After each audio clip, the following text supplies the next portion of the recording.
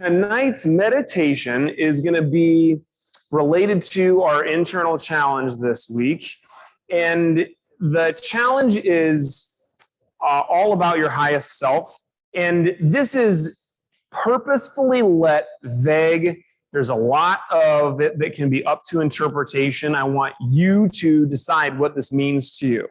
So you'll notice how when we're talking about technique in class, I tell you exactly how to punch, exactly where to punch somebody, what not to do, what to do, all that stuff. When it's meditation, you know, there is obviously some technique to actual meditation, but then there's a bunch of stuff that's like in life, what do? I don't know.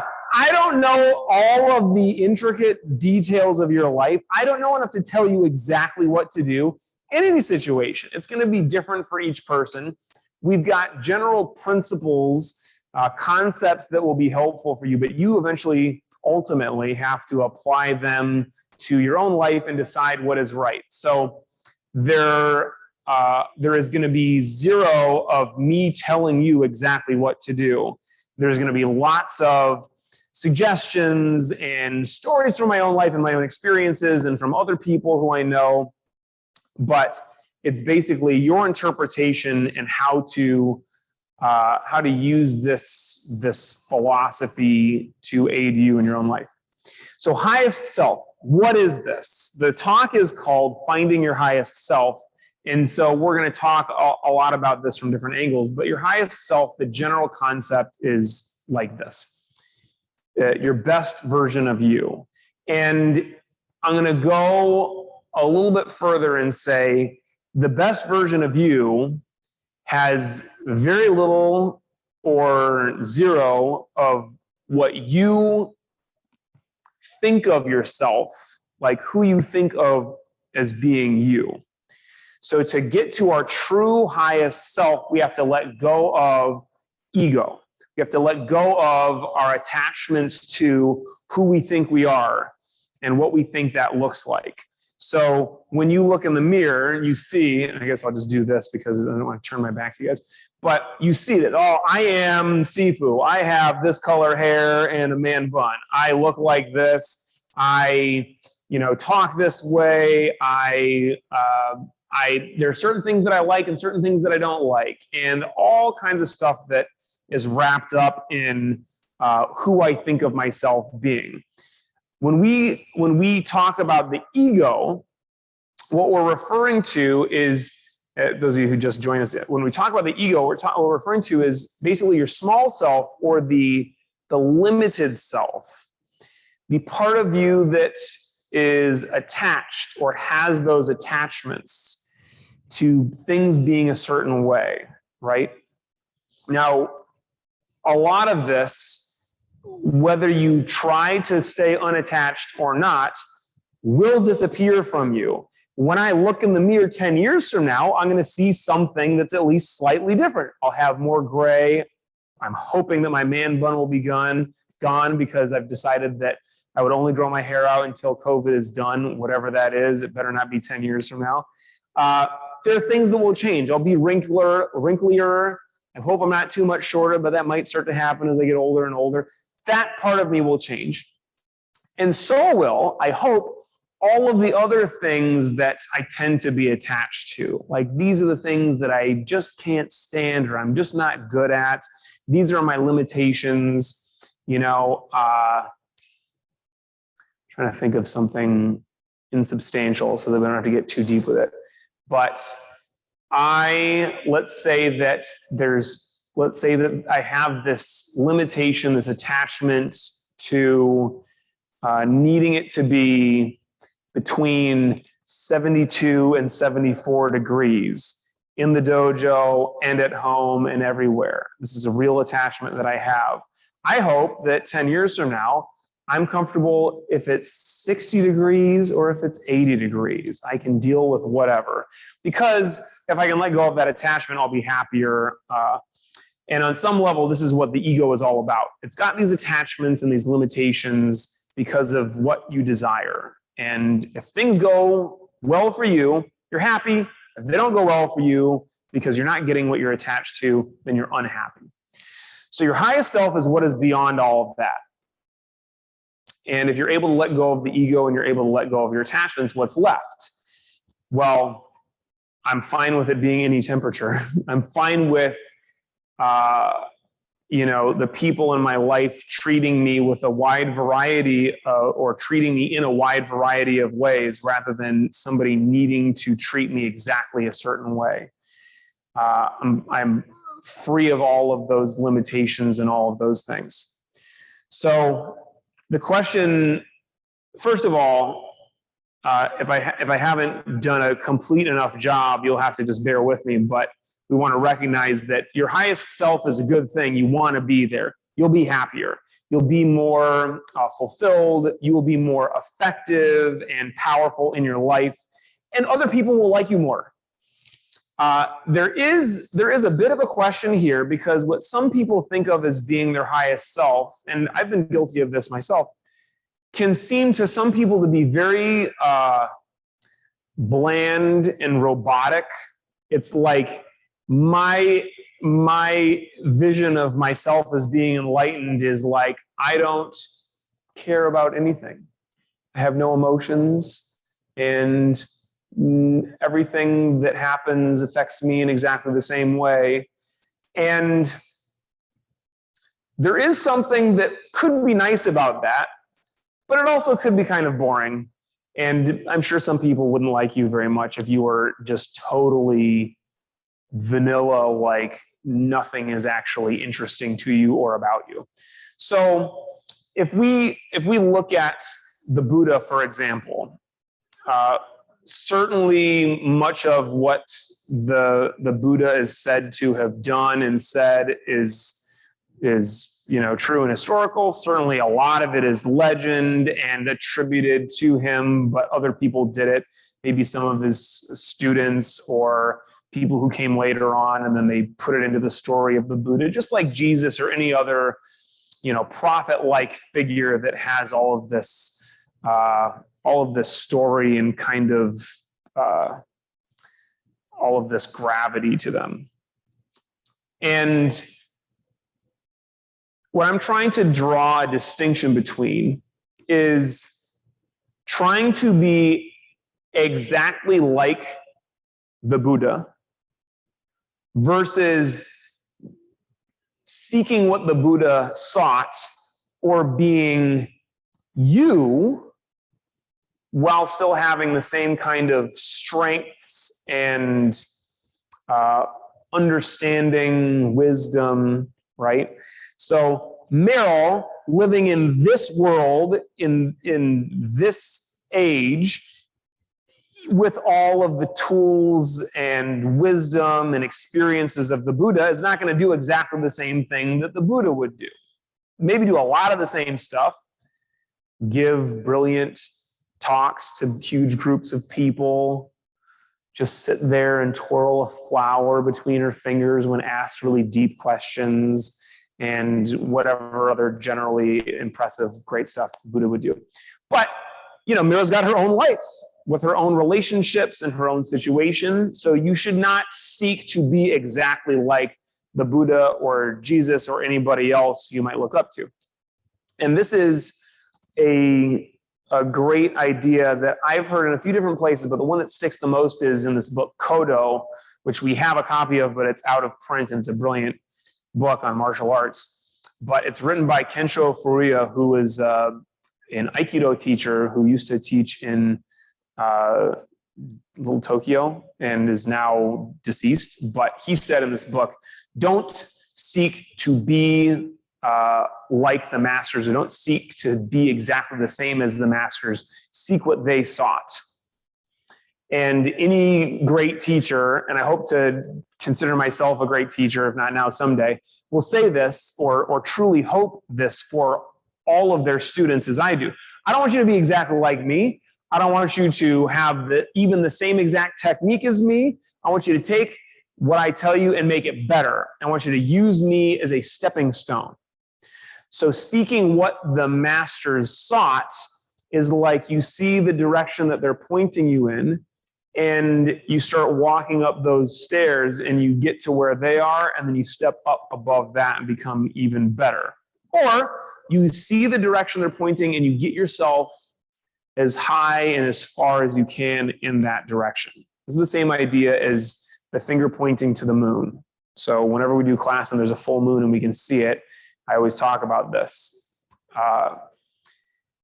The wisdom, the idea of your highest self, let's say, if you get attached to that, and especially if you attach it to the teacher, that's getting attached to the finger pointing to the moon. You don't look at the finger because you miss all that heavenly glory, as Bruce Lee said. So you look at the direction the finger is pointing in, and then you go in that direction and you get as far and as high as you can. So I'm kind of going off on the rant here. There were a couple of things that I wanted to really hit here. You get the idea of your highest self. I made the joke earlier this week because the physical challenge this week is to jump as high as you can, practice jumping 100 times and try to jump higher every time. And the internal challenge is to recognize what your highest self would do and then do that thing. It's imperative that you actually do the thing. You can't just know what the best version of you would do and then don't do it. You have to actually do it. It is not literally your highest self. You're not going to make better decisions just because you can jump higher. And it's also not your highest self like, let me do some drugs and see what I come up with. Now, that might work for some of you. There are some people in the martial arts world that, just as there are in any kind of discipline, that swear by the power of drugs, be they hallucinogenics or just like, smoke some weed and see how that loosens you up and gets you thinking. I will say that I had an interesting conversation with somebody once who said that he's working for one of those like military contractor companies. I don't remember what it was, Northrop Grumman or something like that. I don't even think I said that name right, but some local company. And he said, they drug test me all the time. So I know I can't actually do drugs, but I wanted to get an experience of being outside of my normal self. So I got really into meditation, and he told me about his experience where he had his dark night of the soul, which is something that you might experience in life at some point. It's almost a guarantee you'll have something like a dark night of the soul. You might experience it within your meditation practice, within your internal practice. And the basic idea of this is you break yourself down to your absolute lowest, and then what's left, it's kind of like what should happen in any meditation, is you're letting go of all that is you, and then what is left is your highest self. So you kind of get to your lowest so that you can then get to your highest self. But it is definitely true that there is some similarity between taking certain, psychotropic drugs and the mental state that you experience and what you might experience in meditation. If you are able to clear your mind and really get deep into meditation, you might have a similar kind of experience where you are totally outside of your normal self. The ego and all of your little attachments are gone. The difference is, instead of it being an outside force, you got to dose it just right. You are creating this with yourself, with your own meditation practice. My Sifu loved to say that, and I'll say personally, I'm not really into drugs either. He's like, the idea behind doing drugs is because you're tired of being stuck in that ego state. You're tired of being in that way of being that you always are. And so you're trying to experience something beyond that. And meditation should give us this opportunity without us having to use substances. It's not me trying to badmouth anything. You do you, but should be able to do it with meditation. Save your money. That was the idea of highest self not being high. The dark night of the soul and the battle within, these concepts kind of work together. I talked a little bit about battle within last week or the week. Now, last week was just stretching, maybe the week before, or even the week before that. we can think of our practice as having a battle quality to it. And it can certainly seem like your journey to discovering your highest self or to being your highest self with any staying power, with any kind of regularity, can feel very much like a battle. And I'll say, in my own experience of meditation, oftentimes sitting still is a battle. And letting thoughts go rather than getting stuck on them can feel very much like a battle. It's not necessarily the way that we want it to be. We want it to feel easy, right? Just like when we're rolling in jujitsu, you don't want to have to force your partner's technique to not work or force your technique to work. You want to flow so that it happens easily and naturally. Meditation, we want to be the same. That being said, some nights it'll feel like a battle. Some nights it's all you can do to just sit still and keep your sanity for the meditation, however long that is. And this idea of it being like a battle is also kind of similar to the idea of it being a journey. So enlightenment, if we think of enlightenment as like this thing that happens, eventually we have this experience. Wrapped up in that might be this out-of-body or kind of almost hallucination kind of experience that you have. It doesn't have to be that, but oftentimes we think of it as like it's a journey where I'm doing the work and then I arrive at this place where I clearly have this experience and now I'm enlightened. And it is absolutely true that experiences that you have in meditation, just like experiences that you have in life, can change you permanently in a lasting, deep way. And if you have a certain kind of experience in meditation, it might lead you, like they say happened to the Buddha, to have this deep experience of the oneness, for example.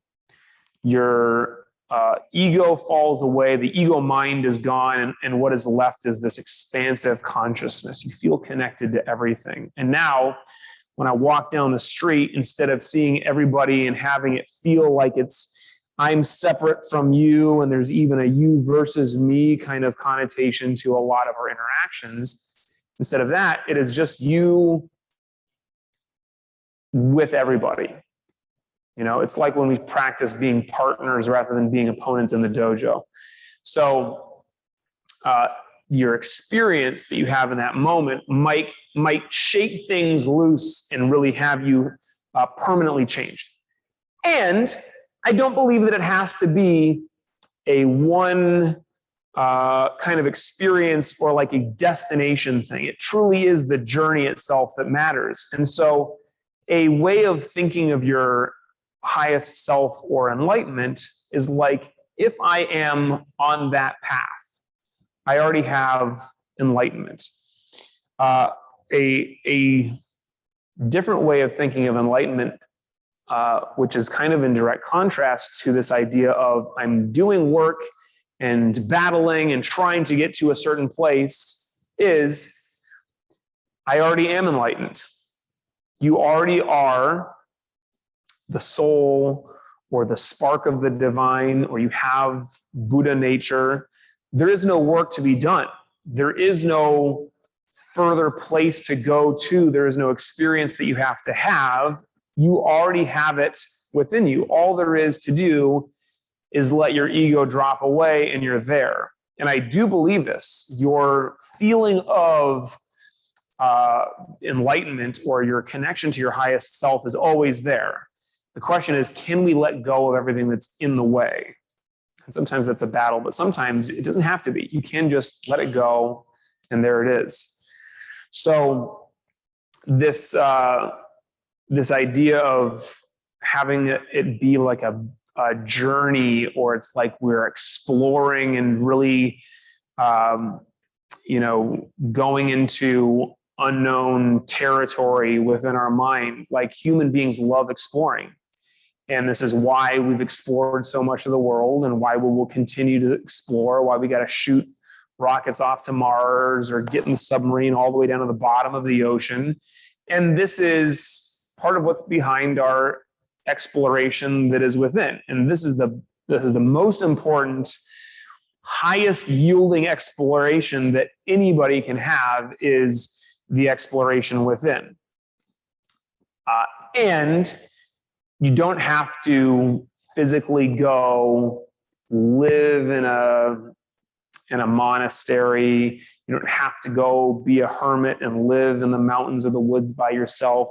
You can have it in your life, but the exploration has to be vivid.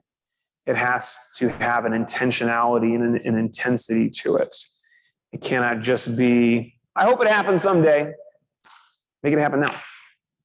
So I'm going to come full circle back to this idea that I was touching on in the beginning. You know, when you seek what the masters have sought, you become your own version of the master. So you've all heard this phrase, what would Jesus do? And you might use that to help you come up with a better option than maybe what you would normally do if you asked yourself, what would Jesus do? But I think the better option than that is you kind of imbue yourself with that wisdom and power. You allow yourself to be the Jesus or to be the Buddha in your life. And it is on one hand a very powerful way of opening up and being creative with coming up with a different solution, right?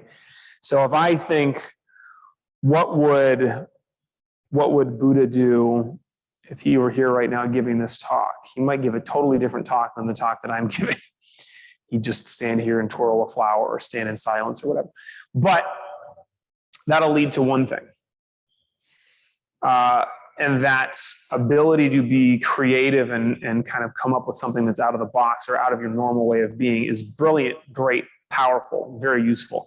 Another way to look at this and think of enlightenment is, rather than it being like a logical or intellectual exercise, if we actually achieve enlightenment, whatever that is for you, or we allow our ego to go, instead of having to think about what we would do, it just flows naturally through us. So this is really the ultimate goal on a very high level, is to not have to think about what you would do if you had a certain level of enlightenment or wisdom. It is just, it flows naturally from you because that is who you are on a very deep level. And so one of the most brilliant things I ever heard about this, enlightenment and meditation and all this work is, it is set up so that we can break the habit of ego identification. And if we think of it as a habit rather than who we are, this very important distinction gives us so much power and really opens a lot up to us.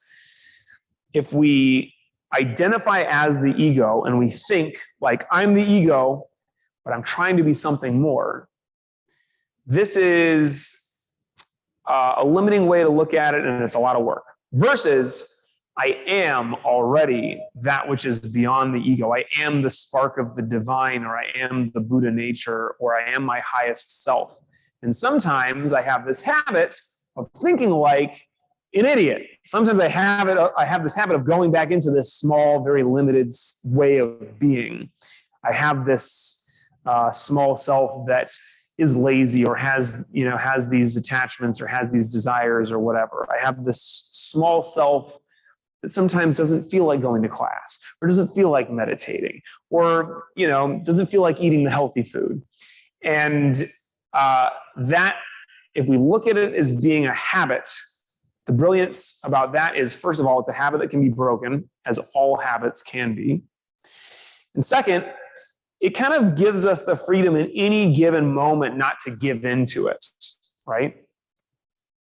So meditation is a kind of a new habit. It's a habitual way of being that we can build so that it gets stronger and more natural for us. Going back to the breath is a great habit. letting go of superfluous thoughts, letting go of the ego mind, the small self, is a great habit to get into. Bless you. And the more we do it, the easier it becomes. So this is what we're going to do tonight in meditation.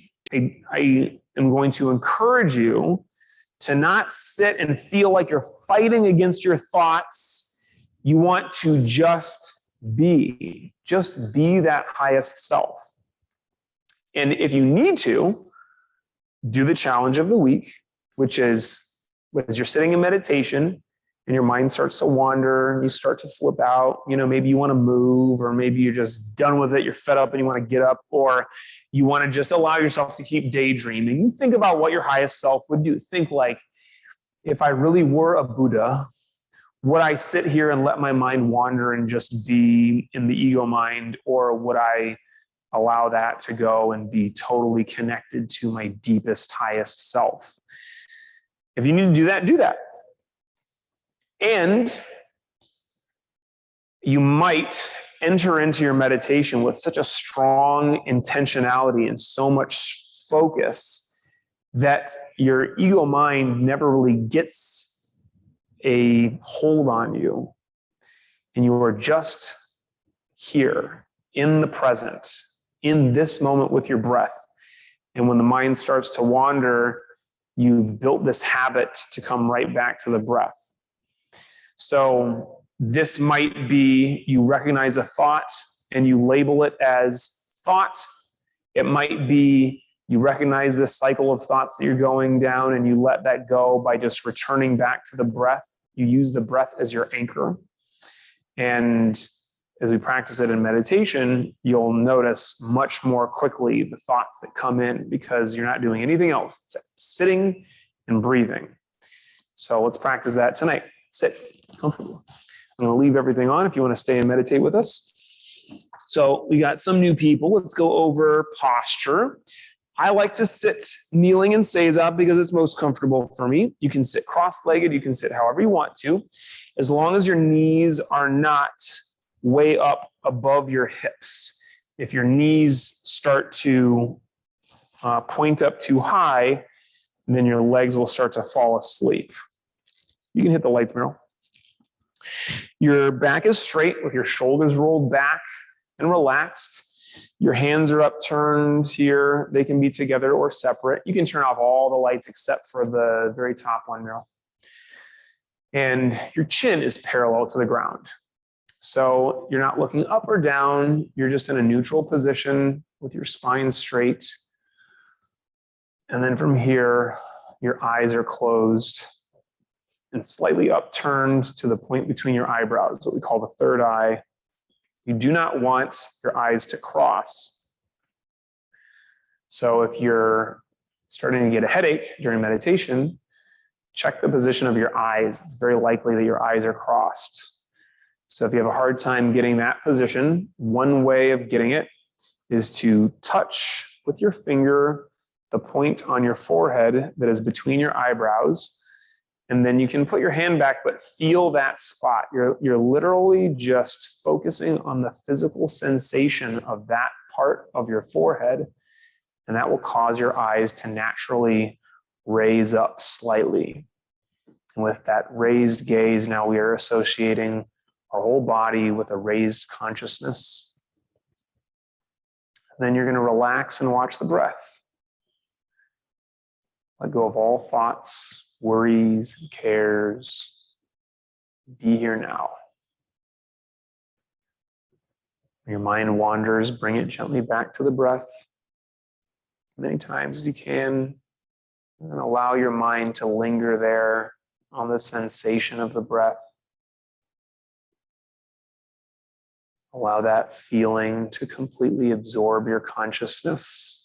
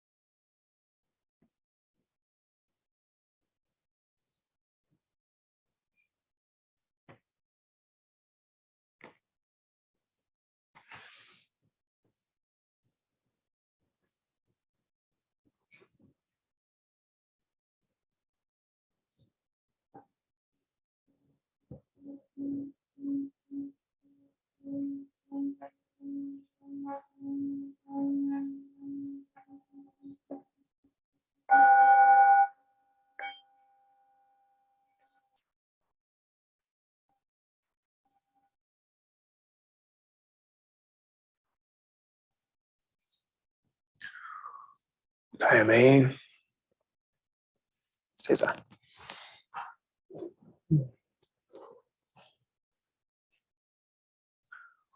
Great.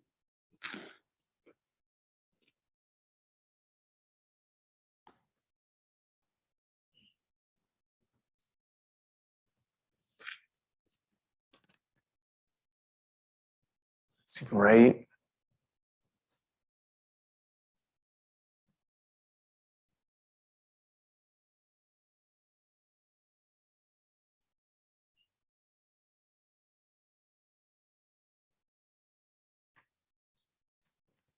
Guys.